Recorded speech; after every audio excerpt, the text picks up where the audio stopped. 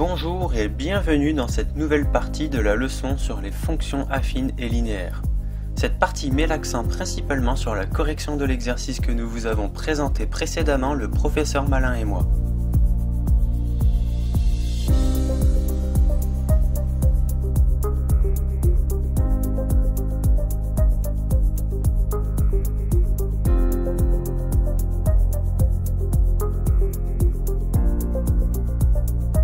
Passons dès à présent à la correction de l'exercice de mise en application.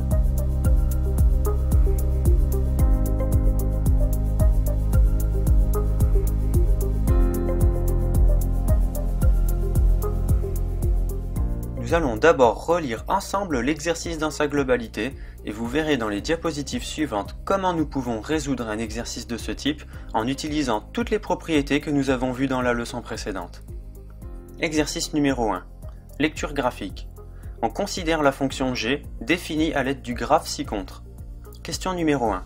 Cette fonction est-elle une fonction affine? Pourquoi? Question numéro 2. Déterminer l'équation qui définit la fonction g. Question numéro 3. Complétez le tableau suivant à l'aide de l'équation de la fonction que vous avez déterminée précédemment.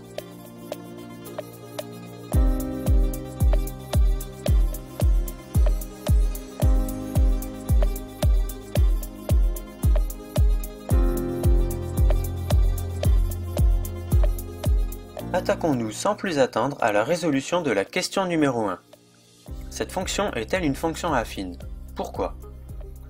Si nous regardons plus en détail le graphe ci-contre, nous voyons que nous avons affaire à une droite. Eh bien, l'équation d'une droite est au minimum l'équation d'une fonction affine du type g de x égale ax plus b. Et si nous regardons à nouveau le graphe ci-contre, nous voyons que la droite passe par l'origine du repère, c'est-à-dire par le point 0, 0. Et bien ce qui implique que si cette droite passe par l'origine, alors l'ordonnée à l'origine de notre droite est égale à 0.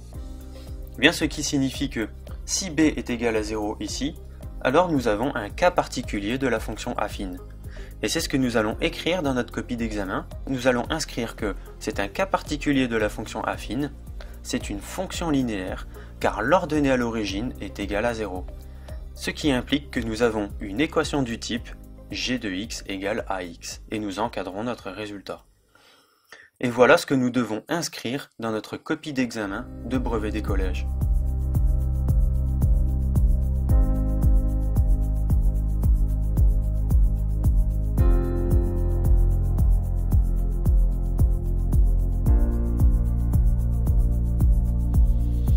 Passons sans plus attendre à la résolution de la question numéro 2. Déterminer l'expression qui définit la fonction g. Nous savons maintenant que la fonction g est définie par l'expression suivante, g de x égale ax. Et souvenez-vous que lorsque nous voulons déterminer l'expression d'une droite, eh bien nous devons déterminer son coefficient directeur et son ordonnée à l'origine. Mais ici, puisque nous avons affaire à l'expression d'une fonction linéaire, eh bien nous devons simplement déterminer son coefficient directeur a. Et donc a ici, c'est notre inconnu. Et donc souvenez-vous que lorsque nous devons résoudre une équation à une seule inconnue, eh bien nous devons isoler cet inconnu tout seul d'un seul côté de l'équation. Et bien c'est ce que nous allons faire puisque nous allons passer ce x de l'autre côté de l'équation pour isoler a tout seul d'un seul côté de l'équation. Puisque nous avons une expression du type g de x égale a fois x, et oui, nous avons une multiplication. Ce fois x, lorsque nous allons le passer de l'autre côté de l'équation, eh bien il va prendre son opposé mathématique, c'est-à-dire que le fois x va se transformer en divisé par x. Eh bien passons notre x de l'autre côté de l'équation, et nous allons voir que ce fois x va se transformer en divisé par x. Et maintenant nous allons simplement retourner cette équation pour la rendre plus lisible, et nous voyons que a est égal à g de x sur x. Et donc nous allons pouvoir déterminer la valeur numérique de notre coefficient directeur beaucoup plus facilement, et nous allons nous retourner vers la droite sur notre graphique ci-contre pour lire graphiquement notre coefficient directeur. Et donc souvenez-vous maintenant ce que nous avons vu dans la leçon précédente, comment nous devons déterminer le coefficient directeur graphiquement sur une droite. Eh bien nous devons obligatoirement regarder à quel endroit la droite coupe les sommets des rectangles de notre quadrillage? Eh bien ici c'est très simple, nous avons que 3 endroits uniquement où la droite coupe les sommets des rectangles de notre quadrillage. Si vous regardez ailleurs, vous voyez que la droite ne coupe pas les sommets des rectangles du quadrillage. Et bien maintenant, pour déterminer graphiquement le coefficient directeur de notre droite, eh bien nous allons démarrer de un de ces points pour rejoindre le deuxième. Ce qui veut dire que ici, si nous démarrons du point du milieu, eh bien nous devons avancer de 4 unités vers la droite pour descendre de 3 unités vers le bas pour rejoindre le dernier point. Ici, ce qui veut dire que si nous descendons de 3 unités, eh bien nous descendons de -3. Attention aux chiffres négatifs lorsque nous descendons. Maintenant, nous avons presque trouvé l'expression numérique de notre coefficient directeur, puisque regardons cette expression une fois de plus, et nous voyons que a est égal à g de x sur x, c'est-à-dire ordonnée sur abscisse. Et bien, si nous voulons inscrire la valeur numérique de notre coefficient directeur, nous allons mettre notre barre de fraction, mais nous allons regarder ce qu'il se passe au numérateur de cette fraction. Et bien, au numérateur, nous avons g de x, c'est-à-dire ordonnée, et nous allons regarder sur le graphique ce qui correspond à l'ordonnée. Et bien ici, en l'occurrence, c'est ce chiffre -3. Nous allons alors écrire -3 au numérateur de la fraction, et nous allons regarder ce qu'il se passe au dénominateur de notre fraction. Et bien, au dénominateur de a, nous avons x. Et bien, x, ce sont les abscisses. Et nous allons regarder donc sur notre graphique ce qui correspond aux abscisses. Et bien ici, en l'occurrence, c'est le chiffre 4. Et bien, nous allons donc inscrire 4 au dénominateur de notre fraction. Et nous avons trouvé la valeur numérique du coefficient directeur, ce qui va nous permettre de déterminer l'expression de la fonction g. Nous avons donc alors une expression du type g de x égale ax. Et bien, comme nous connaissons la valeur numérique de a, nous allons remplacer a par -3/4, et nous encadrons notre résultat. Et bien maintenant, nous avons répondu à la question, et voici maintenant ce que nous devons inscrire sur notre copie d'examen du brevet des collèges.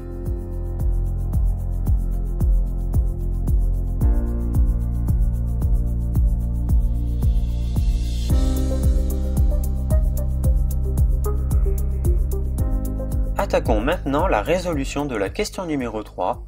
Complétez le tableau suivant à l'aide de l'équation de la fonction que vous avez déterminée précédemment. Et nous avons réussi à déterminer précédemment l'équation de la fonction g, qui est en réalité g de x égale -3/4 de x, et c'est cette équation qui va nous servir à remplir toutes les cases du tableau ci-dessous.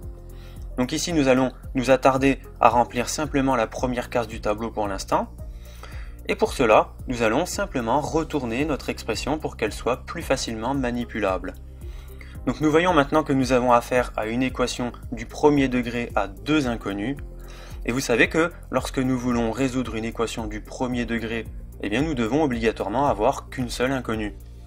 Eh bien si nous regardons notre tableau ci-dessous, la première colonne nous dit que nous pouvons résoudre la première inconnue, c'est-à-dire g de x. Nous voyons ici que g de x est égal à 15,75. Si nous remplaçons ce g de x dans notre équation par 15,75, eh bien nous pouvons inscrire dans notre copie d'examen que pour g de x égale 15,75, alors on a -3/4 de x égale 15,75. Et ici, donc, nous voyons bien que nous avons une équation du premier degré à une inconnue, donc nous pouvons la résoudre facilement. Et pour cela, nous devons isoler x tout seul d'un seul côté de l'équation. Donc pour cela, nous allons donc passer ce -3/4 de l'autre côté de l'équation. Et vous voyez que -3/4 est multiplié par x, puisque le symbole multiplié est implicite entre les deux.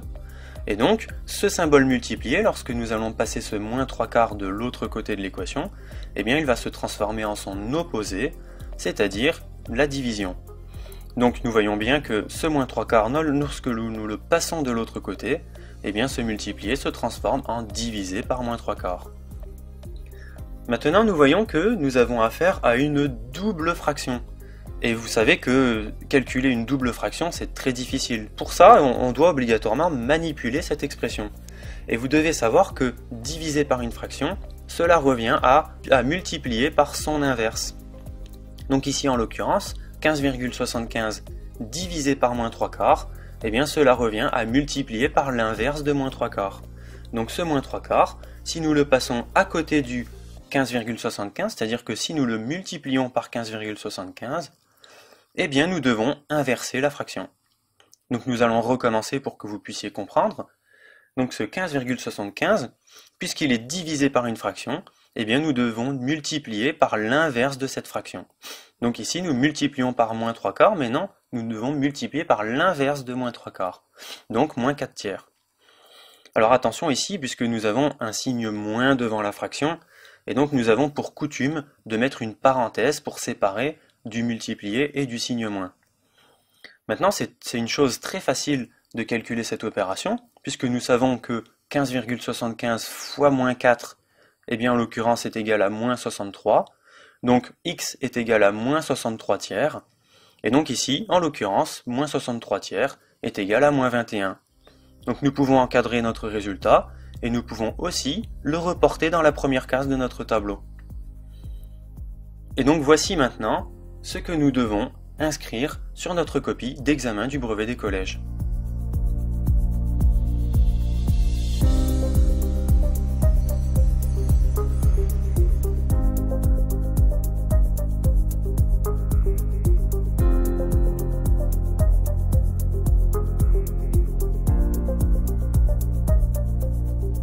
Passons maintenant au remplissage de la deuxième case de notre tableau. Et pour cela, si nous regardons encore l'expression de notre fonction linéaire, nous voyons que nous avons affaire à une équation du premier degré à deux inconnus. Donc encore une fois, nous devons nécessairement trouver la valeur numérique de l'un de ces deux inconnus. Et donc si nous regardons encore une fois dans notre tableau, nous allons regarder la deuxième colonne de notre tableau, et bien nous voyons que nous connaissons la valeur numérique de x. Elle est ici égale à moins 10. Si nous remplaçons x par moins 10 dans notre expression, eh bien nous pouvons écrire sur notre copie d'examen du brevet que pour x égale moins 10, nous allons recopier notre expression et nous remplaçons x par moins 10. Nous avons alors g de x égale moins 3 quarts fois moins 10. Et bien maintenant, la résolution de cette opération est très facile, mais attention à ne pas tomber dans le piège des signes négatifs. Faites attention parce que moins fois moins, c'est égal à plus. Ici, nous avons un moins 3 quarts fois moins 10. Et bien attention, c'est un signe positif que nous devons avoir en résultat. Donc nous allons d'abord faire moins 3 fois moins 10. Et bien en l'occurrence, moins 3 fois moins 10 est égal à 30. Donc g de x est égal à 30 divisé par 4. Maintenant, nous voyons que nous avons affaire à une fraction qui n'est pas une fraction irréductible. Donc nous allons la simplifier de manière très simple, puisque nous savons que 30 c'est égal à 2 fois 15, et que en bas, 4 est égal à 2 fois 2. Donc nous allons remplacer en haut de la fraction 30 par 2 fois 15, et en bas, 4 par 2 fois 2. Et maintenant nous sommes contents puisque nous voyons que nous avons un 2 en haut et un 2 en bas de la fraction. Nous avons alors en réalité un 2 divisé par 2. Et nous savons que 2 divisé par 2, c'est égal à 1. Donc ça se simplifie. Nous pouvons alors simplifier le 2 en haut et en bas de la fraction. Et il nous reste alors plus que le 15 en haut et uniquement le 2 en bas de la fraction. Nous avons alors une fraction qui est égale à 15 demi. Et nous savons parfaitement que 15 divisé par 2, c'est égal à 7,5. Nous pouvons encadrer notre résultat et nous avons trouvé la valeur numérique de g de x pour x égale moins 10. Donc nous pouvons remplacer cette valeur dans la case de notre tableau et nous avons rempli la deuxième case du tableau. Et voici donc ce que nous devons obligatoirement inscrire dans notre copie d'examen du brevet des collèges.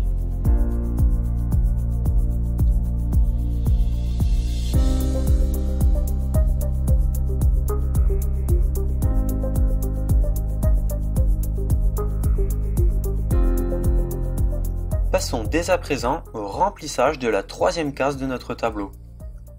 Et donc vous voyez ici que nous devons, comme pour la première case de notre tableau, trouver la valeur numérique de x. Et donc, nous allons, comme pour la première case, utiliser la même méthode de remplissage. Donc, nous allons pour cela faire comme précédemment, nous allons retourner notre expression pour qu'elle soit plus facilement manipulable, et nous voyons que nous avons affaire à une équation du premier degré à deux inconnus. Donc nous devons nécessairement trouver la valeur numérique de un de ces deux inconnus. Donc si nous retournons sur la troisième colonne de notre tableau, nous voyons que nous connaissons la valeur numérique de g de x, puisque g de x est ici en l'occurrence égal à moins 6,75, Donc si nous remplaçons g de x par moins 6,75 dans notre expression, dans notre équation, eh bien nous pouvons écrire sur notre copie d'examen que pour g de x égale moins 6,75, nous avons moins 3 quarts fois x est égal à moins 6,75. Donc nous avons maintenant réussi à avoir une équation du premier degré à une seule inconnue, et pour cela, nous devons isoler ce x tout seul de ce côté de l'équation pour résoudre cette équation. Nous allons alors passer ce moins 3 quarts de l'autre côté, et comme nous avons un symbole multiplié entre le x et le moins 3 quarts, eh bien ce symbole multiplié va se transformer en divisé. Donc ce multiplié se transforme en divisé par moins 3 quarts. Maintenant nous voyons que nous avons affaire à une double fraction. Et donc vous savez maintenant que une double fraction c'est très difficile à calculer. Nous devons manipuler cette expression. Et vous savez que diviser par une fraction, cela revient à multiplier par son inverse. Donc ici ce moins 3 quarts, comme précédemment, nous devons le multiplier par 6,75 et nous devons le multiplier, attention, par son inverse. Donc maintenant attention, comme précédemment, nous multiplions par un chiffre négatif, donc communément nous devons rajouter une parenthèse pour séparer le symbole multiplié du signe moins. Et maintenant, aussi attention à la multiplication de deux chiffres négatifs, nous avons moins 6,75 fois moins 3 quarts, moins fois moins est égal à plus. Attention au résultat positif lorsque l'on multiplions par deux chiffres négatifs. Donc ici, moins 6,75 fois moins 4, eh bien c'est égal à 27. Et pas à moins 27, attention, à 27. Donc x est égal à 27 tiers. Et 27 divisé par 3, nous connaissons tous le résultat puisque nous savons que c'est égal à 9. Nous pouvons encadrer notre résultat et nous pouvons aussi reporter ce résultat dans la troisième case de notre tableau.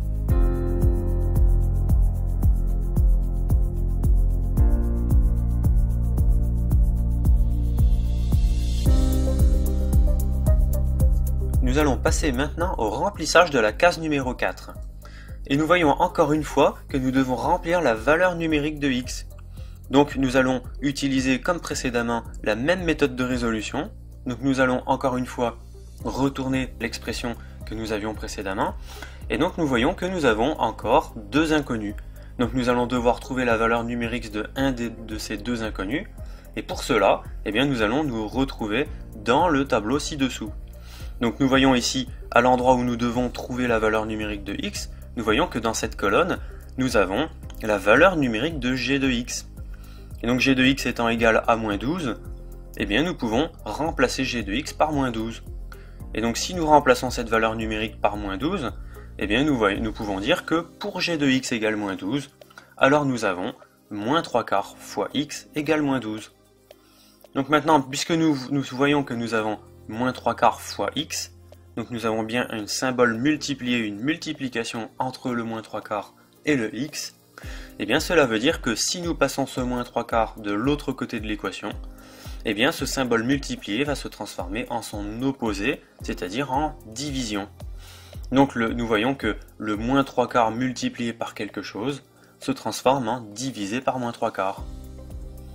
Et bien maintenant, nous savons que puisque diviser par une fraction revient à multiplier par son inverse, et bien ce moins 12 divisé par moins 3 quarts, pour pouvoir résoudre cette opération, nous allons devoir le multiplier par l'inverse de moins 3 quarts. Et nous rajoutons une parenthèse pour séparer le symbole multiplié du signe moins, et nous allons commencer par résoudre, par calculer ce moins 12 multiplié par moins 4.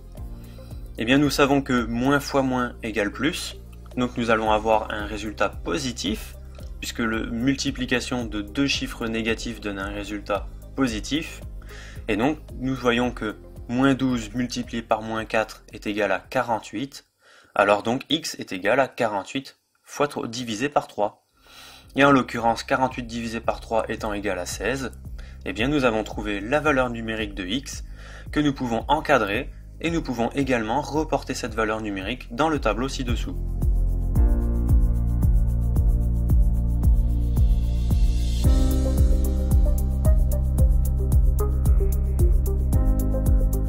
Nous allons maintenant passer au remplissage de la dernière case du tableau, et nous voyons encore une fois que nous devons trouver la valeur de g de x, Donc nous allons utiliser exactement la même méthode que nous avions utilisée lorsque nous devions trouver la valeur numérique de g de x. Et donc pour cela, nous devons analyser la formule de notre équation. Et donc nous voyons que nous avons affaire à une équation du premier degré à deux inconnus encore. Et donc pour cela, nous devons nous reporter à la dernière colonne du tableau pour trouver la valeur numérique de un de ces deux inconnus. Donc ici, dans la dernière colonne du tableau, nous voyons que nous avons la valeur numérique d'un de ces deux inconnus. Ici, en l'occurrence, c'est la valeur numérique de x. Donc, puisque nous voyons que x est égal à 25, eh bien, nous pouvons reporter la valeur numérique de 25 dans notre équation.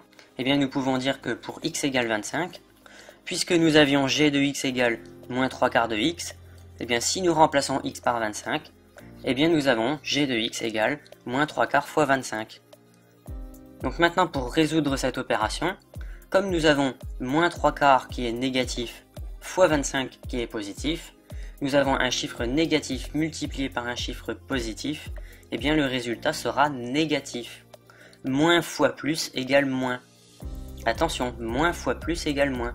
Et inversement, plus fois moins égale moins aussi. Quand on multiplie par un seul chiffre négatif dans une multiplication, le résultat sera négatif. Donc ici, si nous résolvons 3 fois 25, nous savons que c'est égal à 75. Donc ici, nous aurons g de x égale moins 75 divisé par 4. Et en l'occurrence, moins 75 divisé par 4 sera égal à moins 18,75. Que nous pouvons reporter dans le tableau ci-dessous. Et nous avons trouvé la valeur numérique de g de x.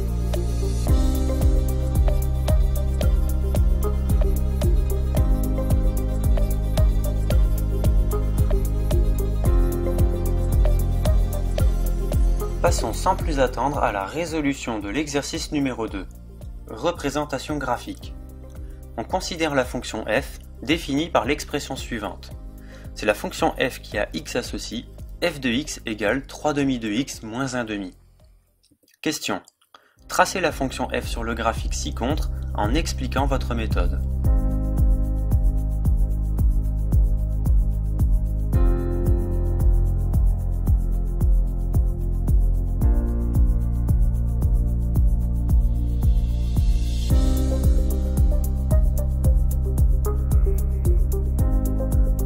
Pour une meilleure compréhension de cet exercice, nous allons utiliser un code de couleur. Tout ce qui va se référer au coefficient 3/2 sera inscrit de couleur verte et tout ce qui se réfère au coefficient moins 1/2 sera écrit en rouge. Donc pour être en mesure de réaliser ce tracé, nous devons déterminer l'ordonnée à l'origine et le coefficient directeur de la fonction f. Et comme la droite est du type y égale ax plus b, où a est le coefficient directeur et b l'ordonnée à l'origine de cette droite, eh bien nous pouvons alors écrire un système avec f de x égale 3/2 de x moins 1/2 et la droite qui est du type y égale ax plus b. Et donc si nous égalisons ces deux expressions, eh bien nous savons alors que si f de x égale y, eh bien par identification, eh bien nous pouvons dire que a est égal à 3/2 et b est égal à moins 1/2. Maintenant que nous avons trouvé la valeur numérique du coefficient directeur et de l'ordonnée à l'origine de notre droite, eh bien nous devons tracer ces deux coefficients sur le graphique. Nous allons commencer par le plus simple, l'ordonnée à l'origine de notre droite.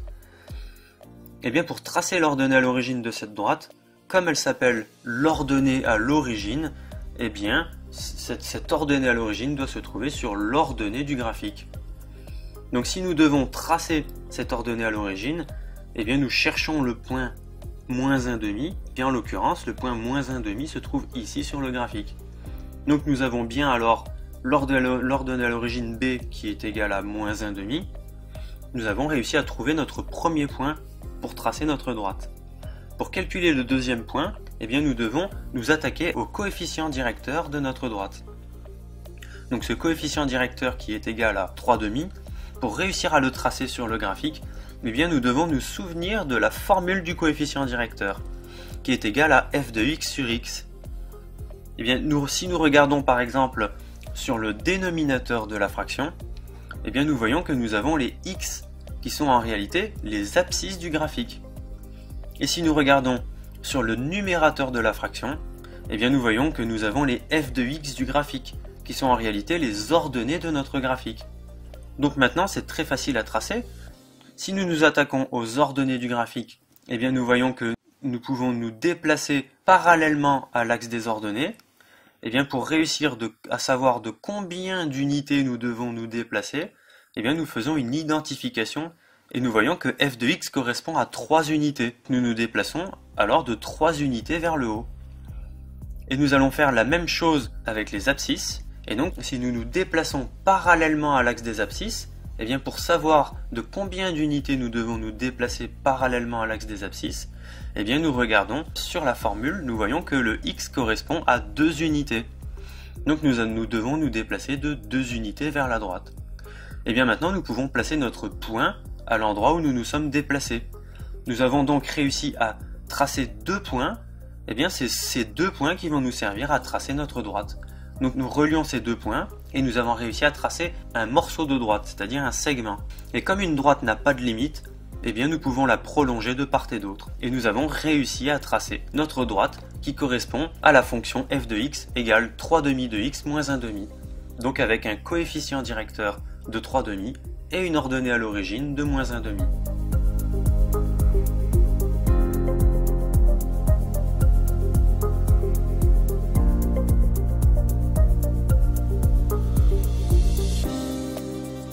Je vous souhaite alors une très bonne journée à toutes et à tous, et je vous dis à très bientôt pour un nouvel exercice malin et ingénieux.